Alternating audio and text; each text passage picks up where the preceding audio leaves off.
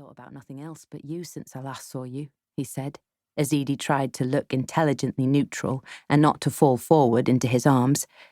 "You said you couldn't fit in with my career, and that I couldn't manage with your wanting to stay here."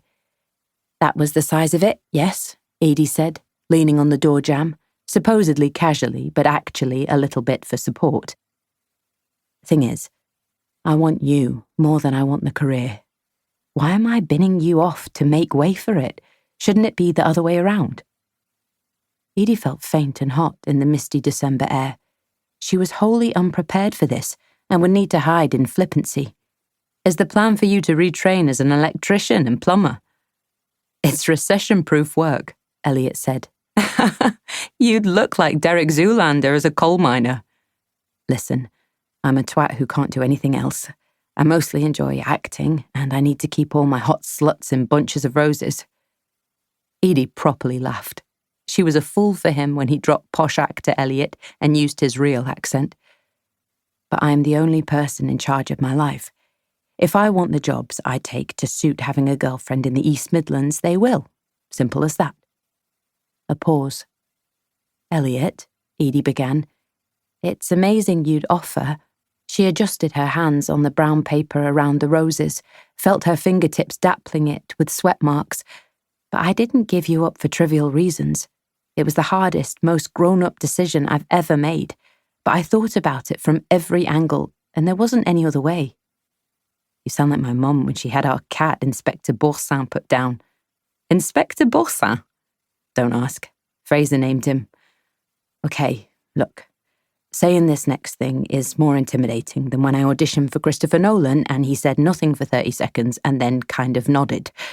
"Name-dropping, even now," Edie said with warmth, rolling her eyes.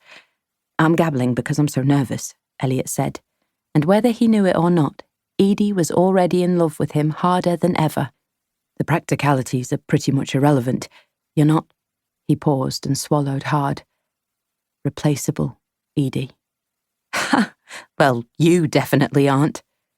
That was glaringly obvious. She wasn't easily going to settle for John Bloke after Elliot Owen. She felt like Lois Lane after a night sky flight with Superman. I don't mean in superficial ways. The time apart has proved it to me. I already knew it when you ended things. I just couldn't articulate it. It's all so clear to me now. From my perspective, anyway. I don't want to shake hands, leave you as some golden memory when I'm toothless watching quiz shows in a fireside chair, Edie. I don't want to try to fill the space where you should have been with other people because we didn't even try. There isn't another you, for me. If you feel as much as I do, then we shouldn't be bothering with the if, only the how." Edie couldn't speak. Her throat had seized up, and she had a dull pain behind her ears. Comprehending that she'd been made a surprise offer of true love replicated a sinus condition. It was more than this overwhelming confirmation of his feelings. It was discovering that she'd so efficiently minimized and denied hers. Edie honestly thought she was done with living behind expertly constructed facades and lying to herself. It seemed she wasn't, because Elliot had turned her case for their separating inside out. He was right. The first principle was that they were, and remained, madly in love. Not that his job involved a lot of travel. He had offered compromises, never demanded she leave her home, and she had still rejected them out of hand. Why? All of Edie's objections really meant, "You're destined for bigger and better things than me." She hadn't been able to bear attempting a relationship with him, not because it was truly impossible, but because she was so certain of failure. She'd used these two concepts interchangeably, when actually they weren't the same at all. Acknowledging this put Edie's insistence they split up in a very different light. She hadn't dumped Elliot. She had preemptively dumped herself.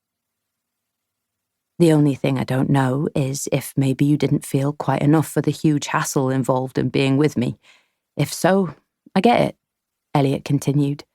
"I'm sorry to put you on the spot. This definitely felt like a meeting, not an email." She could tell that while his voice stayed steady, inside he was writhing.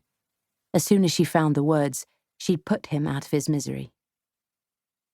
Elliot's brow knitted.